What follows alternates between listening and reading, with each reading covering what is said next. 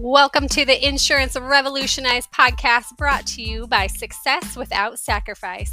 I am your host and coach, Cherie Sauer, and here on the podcast, we are on a mission to revolutionize the way women in insurance do business. We will be interviewing women who are changing the face of insurance, as well as giving you tips and inspiration to grow your agency to new heights without sacrificing what is most important to you. Let's get started. Welcome back to the Insurance Revolutionized podcast. I'm your host, Cherie Sauer, and today I have Rachel Earp with me here, and I'm so excited to have her on. We've been chatting a little bit beforehand, but I wanted to have Rachel on the podcast because her and her husband created EARPware, which is a software and automation system that has revolutionized the insurance industry. And so I wanted to have her on to talk about that. But before we dive into that, Rachel, will you just tell people a little bit about you and your background? Yeah, absolutely. Well, thank you for having me on here today. I'm actually love the space that you've created and the theme of your podcast, so I appreciate that. My background, I'm a former preschool teacher, so funny, completely opposite of where I am today. But I absolutely love the heart of what I love is educating. I fell into the insurance industry shortly after my husband did, and we started a small agency in our dining room table. Just recruited a couple agents, really grew up the ranks over the last 13 years now that we've been in this industry, and now we have a national marketing organization, which is kind of like an FMO, but a little bit higher, where essentially we hold the contracts for the insurance companies. We have over 2,000 agents that work under us, and it's been an incredible journey. Like, I can't say that I wanted to grow up and be in insurance industry. It's definitely not the most glamorous, but I tell you what, it has been a wonderful journey and one I'm so thankful for. And essentially, I still get to incorporate, a lot of educational pieces into what we do. So it's been a lot of fun. Oh, I love it. And you guys have how many kids together? Yeah, so we have 2 boys. Our oldest actually is going to be 12 next month, going into middle school, which is so crazy. And then our second is 9 years old. He was born with Down syndrome. So, having a special needs in the mix has definitely been a challenge. But once again, I'm just so thankful for this industry that has allowed me a lot of flexibility in this journey with him.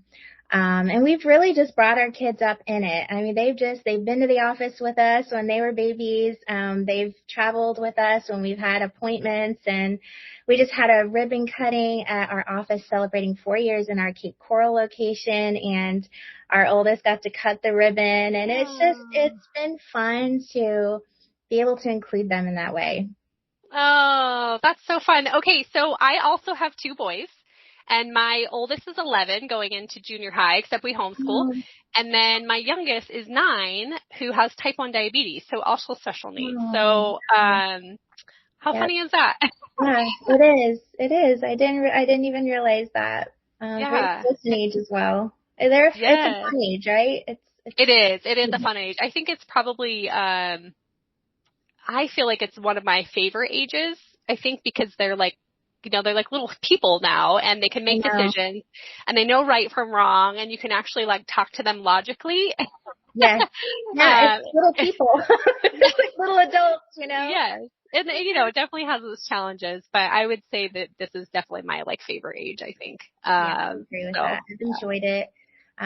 It's also unique to see their personalities starting to really evolve.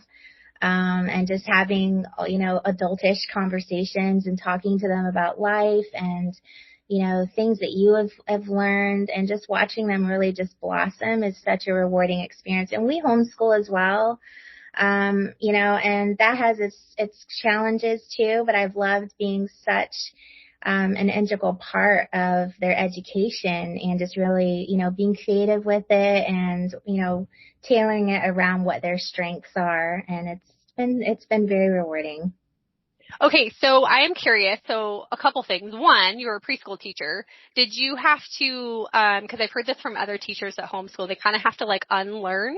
Because I remember talking to a couple people like, oh, you're a teacher. This must be like easier for you. And she said, Oh I my think it's God, harder, like it is coming from a so much teacher background and harder. homeschooling. Yeah, it is. Because it's totally different than regular school. You Yeah. can't structure it the same. No, and I went into this very naively thinking that very thing, like, oh, I've got this. This is going to be a piece of cake. I am so equipped and prepared for this. And I'm going to say very quickly within the first, few weeks, I learned that this is a totally different ball game. First of all, kiddos don't really like thinking of mom as teacher and stepping into that role and kind of, remembering to shift between those two can be challenging. And there were points, where I was extremely frustrated and I thought, oh my gosh, like how in the world is this so hard for me? This should be so easy. And it is. It's, you have to kind of, really adapt to that type of structure and learning. And, you can't expect it to be the exact same way as it would in a traditional classroom setting. So I think it's important to remember that and just go with the flow. Don't be too hard on yourself because it's not going to be perfect, Yeah. Yep. Well, and I always like to think like mom first. I'm mom first. I'm Yeah. teacher second. And yeah, we had some challenges in the beginning. My husband does most of the homeschooling now, thankfully. He's much better at it. He's much more patient than I am. But that was one of the other things I wanted to ask is, so I mostly work and then he does the homeschooling, but you guys both work full time and you own a business and you have a bunch of agents. So how do you fit homeschooling into that? Like, what does your day look like? I'm really curious. And for other people who either are doing this and struggling or maybe are wanting to homeschool and run, their own agency from home, how do you guys make all that work? Well, I'm going to say one of the first things that we really focus on is our partnership between my husband and I. We work very hard to communicate and alternate our schedules. So there's certain things that I will do training on at the office with agents, and he will take that time and he'll stay home with the kiddos. And, he knows during that time it's probably going to be next to impossible to get a lot of work done. So, I am more flexible with, being able to work from home. It is harder for him. So I do a lot of things in the evening hours. I stick with a schedule with boys as well, where there's certain hours in the middle of the day where they have their quiet time and their downtime, where I'll use that as well to get some work done. And, we alternate. And, if I need a break or I need to get out and do certain things or I have appointments as well, we just really work hard to make all of that work. We also, there were seasons in our life where we hired a nanny as well, to help with certain things because, when you're building and growing, a company and, there's a lot of responsibilities, we knew in the long run that would be worth it. But we weren't, we came to a point where we knew we needed to ask for help. And so we were able to hire for that position as well, thankfully. It wasn't something that was permanent. It was just through certain seasons, that worked out. But, you just have to figure out a dynamic that works and just kind of meet each other in the middle. That I really love helps. that. On that topic of kind of like outsourcing stuff within your household, I would love to dive into this a little bit because you guys own two businesses now, right? So you have your national marketing organization, but then you also have EARPware, which is a whole another kind of subset. What are some things that you outsource in your life? I know you talked about nanny before, but are there things that you outsource now to keep up with homeschooling and running those two businesses? And I think this is where I feel like for women especially, we get caught up in we want to do everything and be everything for everybody. And that's where burnout starts to come in is we can do all the things, but we can't do all the things at the same time. So I'm just curious for you guys, what are some things that you outsource or what are some things that you do to kind of help keep that balance? Well, Something that we've learned is very important is you need to align yourself with the right types of people. And this can be whether it's employees or people that you partner with, um, and people within an organization, and even people that are in your circle. We've learned that keeping your circle sometimes smaller with people that are, going to help you continue on at a higher level and not drag you down with negativity or, just not having the same values that you do, not going the same direction that you do in life, has been crucial for us. And there were times where we had those pitfalls and, we kind of didn't realize how important that was in keeping that unit strong and what we were doing and our focus in the right places. So that's the first word of advice I would say is make sure that you're aligning yourself with the right people and the right support, not being afraid to ask for help. We have, one of the reasons we actually created our second company, which EARPware, which we talked about a little bit at the beginning, was for that very reason. We came to a place, running a national marketing organization, training agents. We were wearing so many hats. And at the end of the day, we were burning the candle at both ends. Our marriage was suffering. We realized we were not being the best version of ourselves for each other and for our children. And we, instead of kind of wallowing in it and, having a major pity party, which I'm sure we did plenty of that, at times, we thought, this is something that we, being in the insurance industry for such a long time, there wasn't like an immediate fix-all for it, but we knew that, there's got to be something that could help make things easier. So that is how EARPware was born. Because, I would say one of the most important aspects of being successful in insurance is, number one, generating leads, obtaining clients, because, you can't do anything without that. And then also being able to stay in touch and follow up, with your book of business and market yourself. Because essentially at the end of the day, it's very important to build your brand, to develop brand awareness. Even if you work for an agency or you work for a carrier or you're captive or whatever, people want to buy something from people that they really like and they feel that they've gotten to know and they can connect with. And when you're doing so many things, a lot of times that just kind of gets pushed to the back burner. And it can be very overwhelming to keep up with all of the things. So, that's how we started EARPware, and it has been an enormous asset to, giving us kind of a burden lifted off our shoulders. We realized that not just for our internal organization, but there's so many people out there that are experiencing the same frustrations and they need help. And, it's okay to ask for help, but you need to be careful with where you're getting that help from. You want to make sure that the source is right, because I tell you what, we spent so much money on marketing and trying CRM systems and trying this and trying that and finding out that it was really draining us more than it was helping us. So we just kind of put all of those things together and that's kind of where we're at right now. Yeah, it's interesting that you said aligning yourself with the right people, because I think a lot of times people think, oh, well, I just need to hire a VA. Okay, well, do you know what you're hiring that VA for? Do you know specifically what you need help and what they're going to be doing? And, I think people just get so overwhelmed. They're just like, I just need to hire. I just need to get it off my plate. But you need to know what specifically to get off of your plate. And we talk a lot about like understanding your energy and what drains your energy and what gives you energy. And for me, Rachel, you and I talked about this beforehand, but Tara and I came together because marketing drains my energy. I hate it so much. Yeah. It's just not something I enjoy. I love connecting and coaching and helping people, but marketing is not my thing. And so I would spend so much money hiring and outsourcing to other marketing people. And so I would, I'd make this money and then it would all get reinvested back into marketing. And then by the time I would get to a point where I was getting traction, I would run out of money and I'd have to start all over. And it was so infuriating.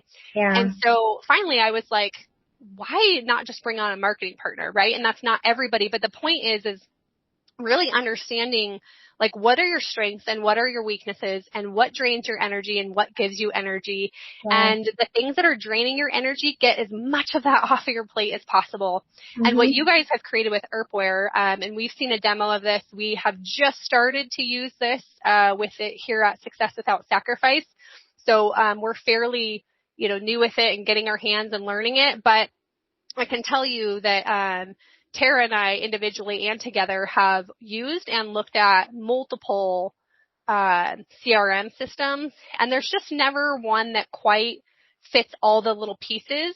So I was really impressed when Dale did the demo for us and just everything that you guys include, and that you have a background in insurance, and that is why you created it, and it can help anybody, right? But you specifically knew the pain points and the things that the insurance industry needed in a CRM system, and that is what you guys have created. So I would love to hear what are some unique things about EARPware that you guys intentionally created to help release that burden and that overwhelm off of insurance agents? Yeah, that's a good question. Now there's several elements that we wanted to integrate into the system to make it, more unique and easier for people that don't have a lot of time to sit and learn how to use a software system like this. I think that's one of the number one things that kind of prevent people from jumping in, is because it just, when you look at it from an aesthetic point of view, it looks super scary. And, if marketing, or even data entry or just software or technology in general is not your niche, it looks just like a huge animal that you have to tackle. And that is, that's not something that you want to have to try to do when you're doing everything else. It's like one more thing on your plate, and your plate is already just running over. So one of the things that we wanted to create was done for you systems where people can go, figure out the best option that works for them and for the direction that they're going and where they're at now. I always advise people, don't feel like you have to jump, into the deep end. Sometimes it's better to start out, in the more shallow waters, so to speak, and see how it works for you, figure out what are the things that you need the most, and I think we can all agree that marketing is huge and very essential to the success in the insurance industry. So automations are, a huge part of not only having a CRM system built into EARPware, but also being able to automate your processes in one centralized location. Instead of having to log into, one site for your calendars and one site for your social media, and then you're logging into your CRM in another way. Then you're trying to follow up with all of your clients through an email, and then you're trying to call them and, let them know changes that are going on, or whatever it is that you do with your internal processes. If you're able to actually automate all of those things where you set it up, it's done one time, and then it runs for you in the background, the amount of time that you're going to save, first of all, from having to do all of those things repetitively over and over and over again is enormous, where you could invest that time into other things that are important, like life, living your life and spending time with your family, traveling, doing things that you enjoy. Wouldn't you much rather be able to know that those things are being handled, they're being done correctly and on time in a timely manner, making you money in the background while you're also able to maximize your time and do things that, are also very important that you've really just kind of had to push to the back burner because you just don't have time. That was a huge aspect of why we wanted to create this for insurance agents, because it's a common thread that we've all experienced at one point in our career, and most of the time people continue to experience. And then also creating a system where you're able to easily target your audience, brand yourself, amplify your brand by being consistently in front of people in many different ways, integrating TikTok and, LinkedIn, Google My Business, Facebook, Instagram, where you can schedule out everything all in one place. And then any leads that come in, you can have them where they're tagged certain ways. It's very in depth, and for agencies that recruit, and want to manage agents and additional people on their team. You can bring in employees and, just really set it up to work for you and just save you so much time and aggravation in the long run. Yeah, and you guys have, and you kind of mentioned this when you first started talking, but you guys have a video library where you can go in and learn all of the different things and how to set it up and all of that stuff. So I think that's really amazing and helpful because I've used other CRM systems and they don't have that. And so you're kind of just like figuring it out on your own. And while they'll do like, maybe like a webinar or something like that, it's not like a specific, like, here's how you specifically set this up and do this. And your guys' system is very robust and in depth. And, for me, who's like not a technology person, I'm like, oh my goodness, there's so much, right? Yeah. But like, again, and you mentioned this, is figuring out what do you specifically need, right? Like, so not going into it trying to tackle all the different things, but figuring out what do you need in a specific moment and start there. Like, you don't have to learn it all at once, because you may not need it all at once. So, yeah, and the one thing too, that I thought was really unique for you guys that you were just talking about is the social media integration and being able to have all those platforms and scheduling it out and automating it all within that CRM system. I was like, oh, wow. I don't know that maybe there is, but I don't know of any other CRM systems that I've looked at that do that. So I thought that was a really unique thing as well. And then this is the hot topic right now. You guys just recently integrated AI into this. So what does that look like? I know this is like fairly new for you guys, but just kind of tell listeners kind of where you're at with that and where you're going with it. Yeah, well, AI it's crazy because I feel like we all kind of knew about it, but all of a sudden it just exploded everywhere. And it's like you said, it's really the hot topic. And the thing that I will say about AI is if you're able to use it correctly and understand its value and how it can make your life easier, then why not use it?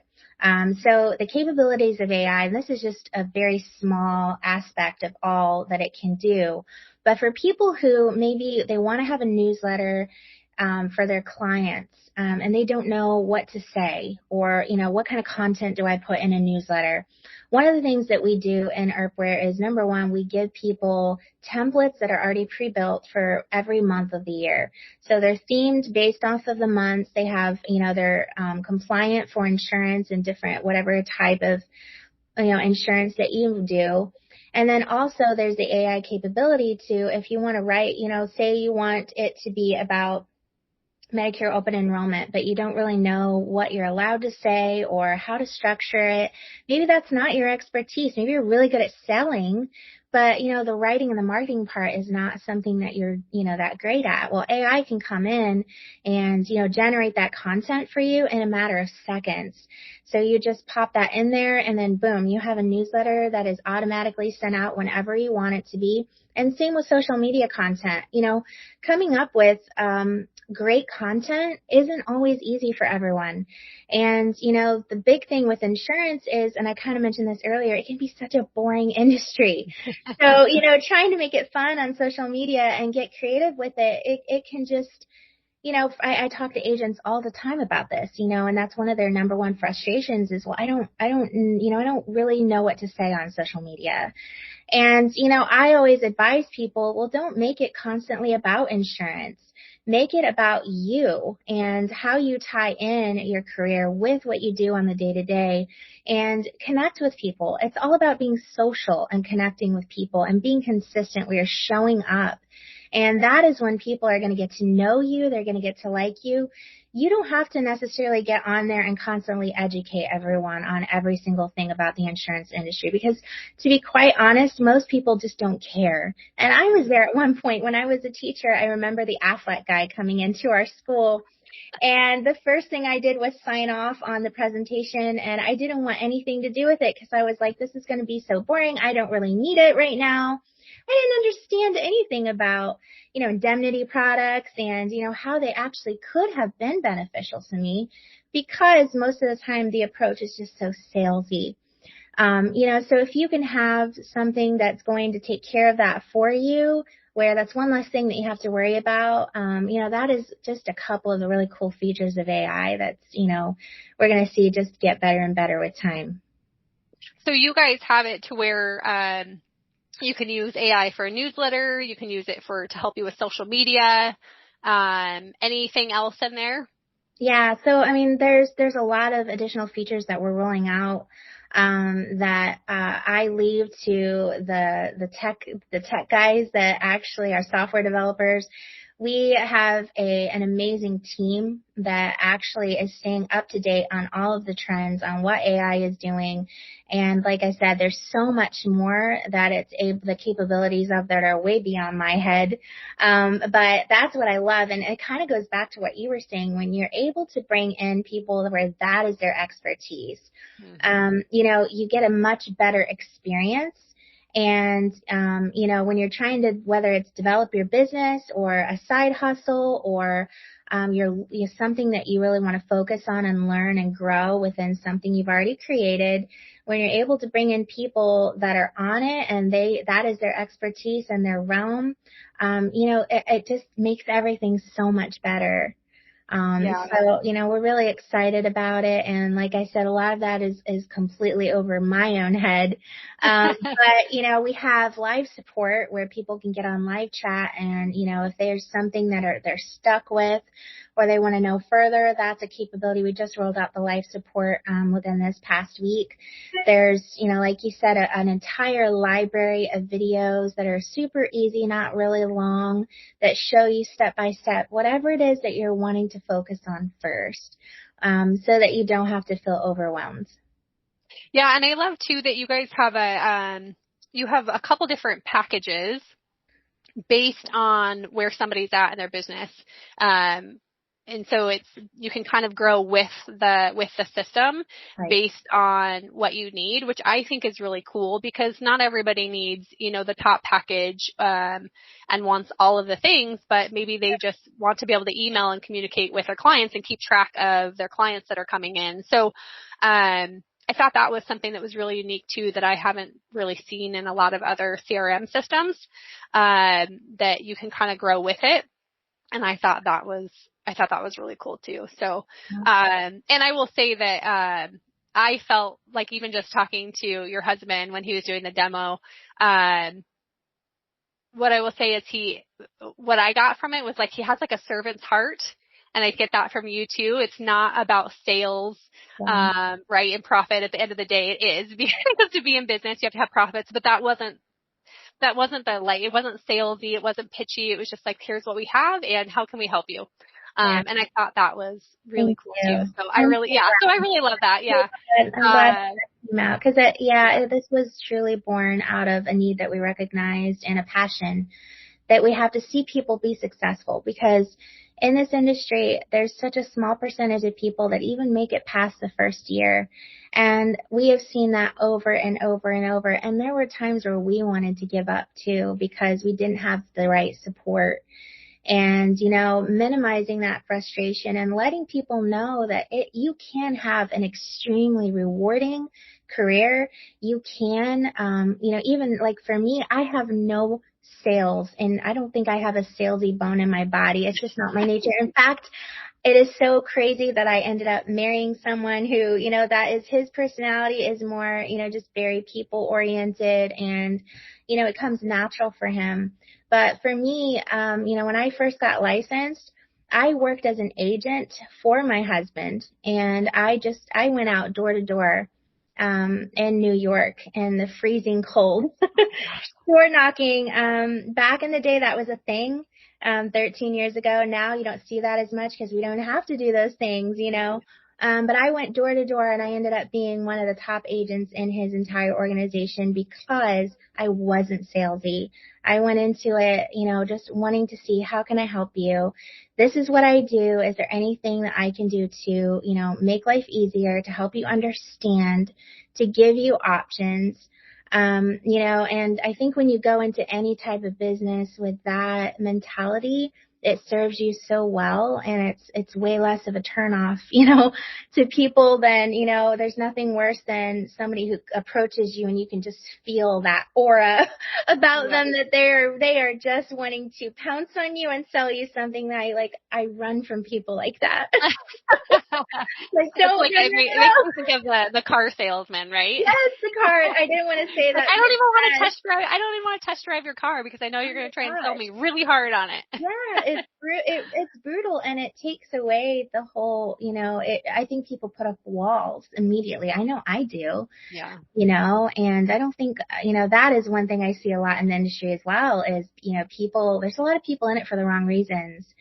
But in order to set yourself apart from that, you have to be genuine and let your heart just really show with what you're looking to do. And then you'll draw the right kind of people, and it works. It really works.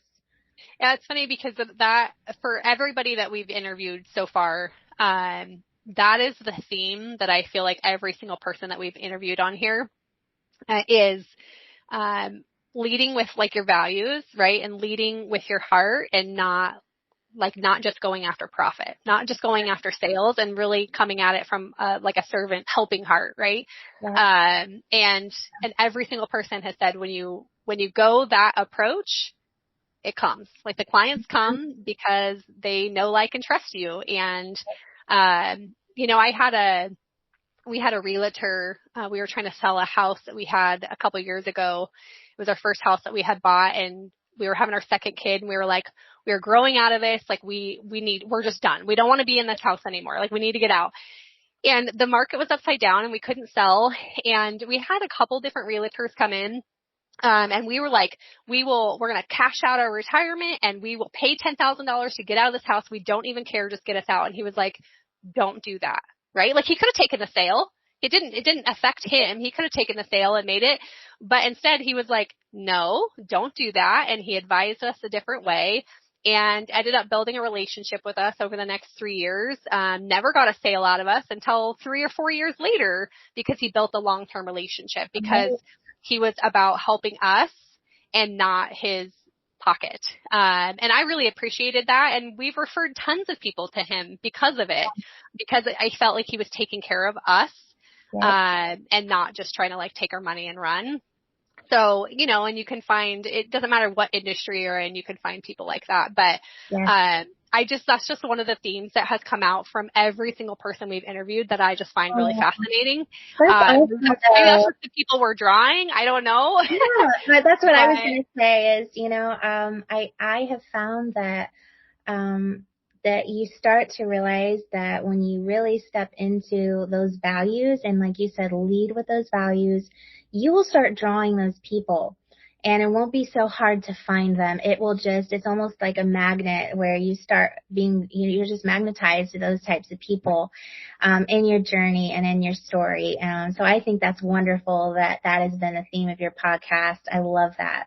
Yeah. Yeah. It's been really fun. It's every single person we talk to, I'm like, oh, there it is again. That's great. That's awesome. Is, I think, the name of our podcast is Insurance Revolutionized, and that's, we want to hear stories of people who are doing things differently and out of the norm, and not just doing it because, this is what you learned or this is how you were taught to do it.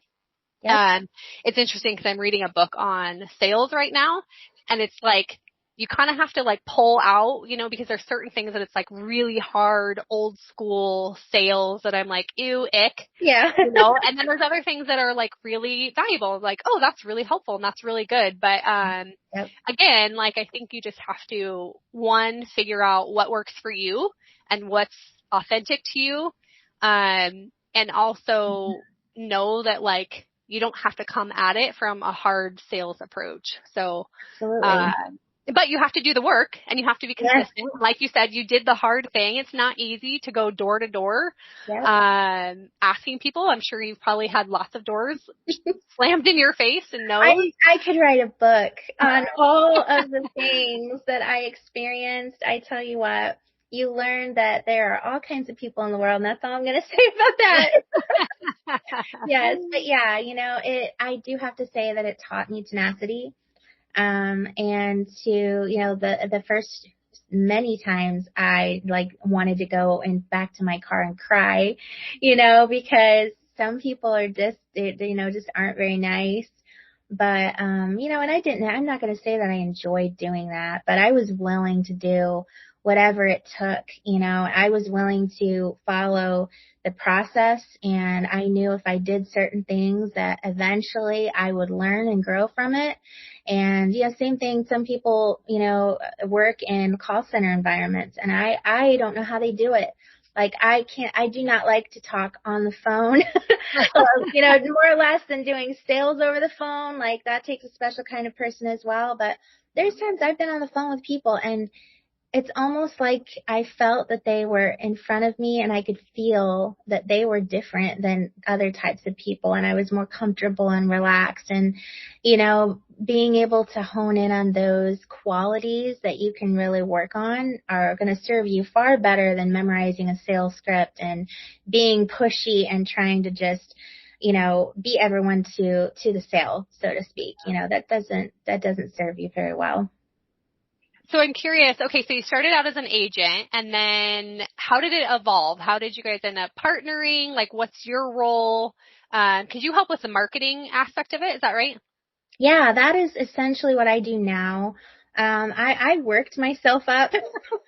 I at first I thought it was more of, just something that he was doing on his own. And, during this time when he first started our organization, I was working at a hospital system in New York, and that's what I did when we first got married. I was no longer teaching. And I decided to move into this aspect. So I did billing and coding for several hospital systems and different departments like cardiology and, pediatrics, and loved it. When I was expecting my first baby, I had some major complications with the pregnancy and ended up on bed rest for 4 months.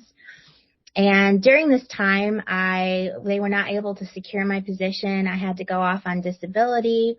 And so I had a lot of time on my hands to finally ask my husband, so what is it that you do? And, my life kind of just, it was a life altering experience for me. And I decided to study and get my license. I failed the test the first time. In fact, we had to drive over an hour and a half for me to get tested. And we drove all the way down there. I missed it by 1 point. And here I am. I was a straight A college student. My husband barely graduated high school, and he passed with flying colors. So it was a very humbling experience for me. So I had to walk out, do the walk of shame, and tell my husband that I failed. And so we went back. I studied some more. He drove me all the way back down there, and I failed it again. Oh, no. And at that point, I looked at my husband. We sat in his truck, and I was about ready to deliver my baby. And I told him, I said, this isn't meant to be. And I was very upset and discouraged, and I was embarrassed. I couldn't believe that I had failed. I had never failed a test. But I was also angry, and I told him, well, at this point, I just want to pass it to say that I passed it. So I went back and I restarted the course again, and I passed. And here I am 13 years later, and that was a lesson that I learned, that sometimes things that are meant to be don't always happen easily the first time. A lot of people will take something like that, and I even did, like, oh, it's a sign, like I shouldn't be doing this, this is the universe telling me that I'm not meant to do it. But no, there was more to it than that. So it kind of was a weird, precarious start to how we ended up partnering together. And I wanted to start as just an agent and learn. I didn't want to jump into a different type. I wanted to learn the ins and outs and be in the trenches. And that's the same thing that my husband did. We still do to this day. We still, will service clients ourselves. And we just, because we love it, and we love helping and training agents, because we can say that we've honestly done all of it. So we train from a perspective of, knowing what it is that we're talking about, because we do those things. We built it from the ground up. And working with your spouse can be challenging. It has been a beautiful experience, but it's also, there's been plenty of times where we've clashed and butt heads, because we're two totally different people. Then you throw a couple kids in the mix. It's like, what in the world are we doing?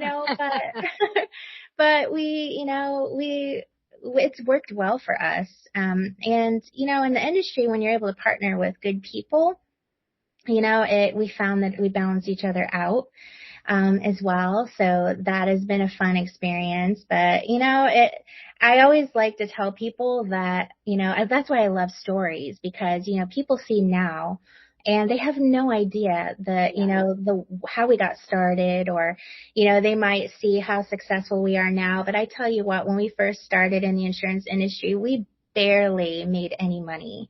We didn't know what we were doing. We were aligned with the wrong organization that gave us no support. My husband was working long hours all the time, trying to drum up business and work old used leads. And, there was a point in time where I remember, looking at our cabinets, we had nothing, and we couldn't afford like maybe something from the dollar menu at McDonald's, and, to see where we started. And, I'm not saying this is everyone's experience. Please don't let this scare you if you're new to the insurance industry. That was just our story. We've learned so much, and, everything that we have now, we came from humble beginnings. And when you remember that and you keep that humility, that will help you go so much further as well, because things aren't always a bed of roses, for sure. Yeah. Yeah. And, I think that's true in anything in life and any career and, anything. And it is easy, especially social media. It's like you see these people that are killing it. Yeah. And this is something that, when I used to work with mompreneurs, there was a real struggle for people, because these moms would start these side hustles and they would see these people who are like, oh, I hit 6 figures in 6 months or, a year. And when I had my old podcast, I had interviewed people who were at 6 figures and above and asked them like just to break down their story. And every single one of them, it was like 3 years, didn't make much. 5 years started to make a little bit to support their family. And then by 7 years is when it really took off. Yep. And that was the story of probably 10 different women that I interviewed.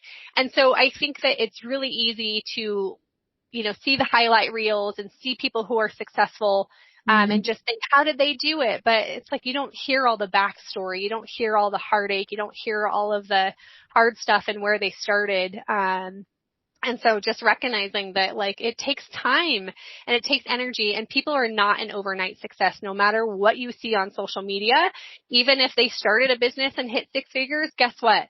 They had probably a different business or a different career that they did for years that supported that to get them to where they are. So I'm really glad that you shared that story, because I think it is really easy to fall in that trap of, well, I'm going to get, especially in the insurance industry, you can make a lot of money and it is limitless, right? Yeah. And so if you could go in with that mindset of expecting that you're going to make all of this money right out of the gates, that can be really hard, and it can make you quit right away, because you're not expecting those challenges. But like you said, like anything, just because it's not easy doesn't mean it's not meant to be. Exactly. So I was going to ask you something else too. And I just lost my train of thought. Gosh darn it. I feel like this happens in every single one of my podcasts. I'm always like, oh, I got to write it down, but I'm still like impressed in the story. I don't want to stop and write. Oh, gosh darn it. And now I can't remember what it was, but oh, yep, got it. Okay. So working as a husband-wife team, what boundaries do you have in place to make sure that you're not just working 24/7? That is something that we learned the hard way. Was, boundaries are extremely important. And first off, we live in a very technological age anyways. But basically everything that we do is either off our phone or our laptop, when you are, running an organization with lots of people and lots of dynamic involved, you feel like you work 24/7. We worked on vacations, where there was so much behind the scenes that most people had no idea we were doing and still have no idea that we handle on the day to day. So we kind of stopped even expecting people to understand. Really, the only people that understand are the ones that actually are doing that. So one of the things that we found was extremely important is to set aside time that we spend with our children, with each other, and protect that time. It's not a negotiable, well, we're going to do this on Saturday, but if something else and somebody calls or whatever, oh, well, that's going down the drain. We have to handle this. When you set things in, we know that with time, there's always this talk about time management, but time management is a great concept, but I think the important thing is to really understand what your priorities are. And for us, our priority is number one, we've really strived to do everything that is pleasing to God and that serves our family and our children and each other. We were not willing to sacrifice our marriage or being a part of our children's lives or being able to have the time to, take care of our parents when we need to. At the cost of our companies and our businesses. There were seasons in our life where we had to work more, where we knew that, this, open enrollment's coming up. We're going to have to spend longer days, but we would prepare for that. We would, we have conversations with our children. Our children are in it with us a lot as well. We would take them to the office. We would, just involve them in things that, we're doing. So they still felt like they were a part of us. And it wasn't like, shush, go away. As much as we could, we wanted to include them. But I would say the biggest advice that I could give is prioritize the things, sit down and even write it out if you have to. Figure out what is a priority to you. And I'm not just talking about your family or children, but for yourself. Mm-hmm. Don't neglect taking care of yourself. One of the things that we do in the morning when we first wake up is we go outside with our bare feet and we walk in the grass and we just soak up the sun. I mean, we live in Southwest Florida, so we're able to do this. And we all hold hands and we live on a canal. We take in our blessings. We thank God for the day. And we start, it's a few minutes, and yes, I at first grumbled and thought I need coffee first. Like I'm not a morning person. This was all my husband's idea. But those few minutes, I'm going to say we're out there for maybe 15 minutes, has become so sacred and special for our family. Our children love to wake up and they meet us at our little patio door. We walk outside together and we just do that for a few minutes. And if a call comes, it comes. We ignore it. And whatever it is, we protect that time. 7:00, meet us, we're going to wake the kids up if they're not awake. We're going to do this. And it can be little things. Don't feel like you have to make these big, elaborate date nights with your spouse all the time, where you have to constantly run your kids all over creation. Do little things, the little things that you can do daily are so important. And, the same for yourself. Carve out some time to read, self-development, listen to a podcast in the morning, take a walk, make sure you don't neglect your, taking care of your body, because you can't do anything when you're sick and your mind is bogged down with stress and anxiety. You can't function that way. So if you need to take a step back and you need to press pause for a little bit, that's okay too. Listen to what your heart is telling you. Pay attention to what your children are, how are they, functioning, and how is your relationships going? Prioritize those things and everything else will work itself out. There's no perfect recipe for that. We can all try to get advice and give advice as much as we can, but, I would say protect that time. Make it a priority. Yeah, it's funny that you talk about time management because I time block, but like time blocking also didn't work for me because I would time block, like Wednesday's going to be social media day. And, and then I would get there and I would just not have the energy for it. Yeah. And so I started doing priorities over to-do lists. Mm-hmm. And it's exactly that of like, okay, what are the absolute things that need to get done? And taking care of myself and taking care of my family are like the priorities in there.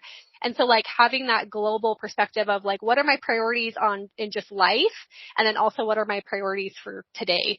Because time blocking is great, but that doesn't necessarily mean you're prioritizing the things that mean the most to you, Mm-hmm. or that you're usually when you're time blocking, you're usually prioritizing to-do lists, right? And Yeah. to-do lists are never ending.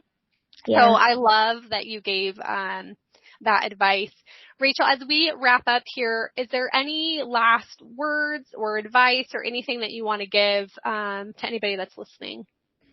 Gosh, I mean, I would just say, and this goes for whatever, wherever you're at in the industry, um, remember that, kind of the theme that we've talked about too is keep a positive outlook on where you are, because, maybe your story has been one of lots of struggles and frustrations, or maybe you've kind of smooth sailed through it, but you're not getting to the level that you want to get at. And it's very important to remember that you can't expect to be successful if you're putting forth a half effort approach. You need to either be all in, or know that if you're not all in and you can't be all in, then you can't expect to achieve the same level that someone else is going to achieve. So figure out, once again, where your priorities are. Make sure that you're aligning yourself, that you're asking for help, that you're getting the right support, that you're not trying to wear all of the hats. Don't burn the candle at both ends. One of the things that I say a lot when I talk to people, I use this quote a lot, and it says to fire yourself from the little things. If you can delegate, be okay with delegating, but don't just throw something at someone and expect them to just know how you want it to be. Spend the time with that person to equip them. Let them know the culture of what you're trying to accomplish, your values, your mission, your brand, everything that you want. You have to invest the time in making that work. Otherwise, it's just going to be, a lot of mixed signals. It's going to, it's not going to be concise. It's not going to be consistent. And then people are going to get confused. Do your research, and, don't just jump in with just anyone. Do your research and, figure out, is this organization aligned with my values? Does this organization, do they have a track record for actually doing what they say they're going to do? Or, what are other people's experiences? How do you feel in your heart when you're talking with people? And just keeping all those things in mind will really help you have a much better experience, and you'll be very, very successful in the industry. And at the end of the day, you can just lay your head on your pillow and be happy. Don't let this suck the joy out of your life. Life is too short for that. Yeah. Oh, I love it. Don't let it suck the joy out of you. And I think that's, we can get so caught up in the to-dos, especially as business owners and as high achievers and high performers, that we get stuck in the doing, that we forget to just be and to enjoy. And that's like with clients that we've worked with, especially that are at like multi-6, 7 figures, is like, I don't know how to have fun. And I forgot what joy feels like. And it's like you get so in the push that you look around and it's like, oh my goodness, like this is what I wanted. I achieved this goal and this dream, but like, is it really providing me the life that I want? Yeah. So I love it so much. Rachel, tell everyone where they can find you, and if they want to learn more about EARPware, how can they do that? Tell us all the good things. Yeah. So if you go to EARPware.com, it's EARP, like Wyatt Earp. My husband's actually related to Wyatt Earp. So a lot of people, if you know history or history buff, Wild West days, just remember Wyatt Earp. But EARPware.com, you can actually book a demo, and where we get on, you'll connect with one of us and you can kind of see exactly how the system works. Me personally, I'm on Instagram. That's my favorite place to be. And you can follow me on there at Rachere, Rachere. And I, just kind of I always call it kind of my life blog, where this regular life, it is what it is. And then also, our marketing organization is EARPenterprises.com. You can learn more about the different, ways that we can support agents and all of that. But yeah, those are probably the main places that you can reach me. Awesome. Thank you so much for being on the show today, Rachel. I really, really appreciate you taking the time and being here. We know you're a busy woman, and I appreciate it so much. We will put all that information in the show notes so you don't have to remember that. So check that out. Ooh, phone call. Real life. And yeah, real life. I thought I put my phone on Do Not Disturb, but apparently not. Rachel, again, thank you so much for being here. For those of you who are still listening, we have a mastermind coming up in October. It's a combination of one-on-one coaching and group incubators where we are going to provide you the support individually for your team and personal growth. We're going to be talking about priorities over to-do lists and all the good things, and really helping you to grow a successful business without sacrificing what is most important to you or sacrificing yourself. To find out more about that, you can find it in the show notes below, or feel free to reach out to us. All right, thank you, and we will talk to you all next week.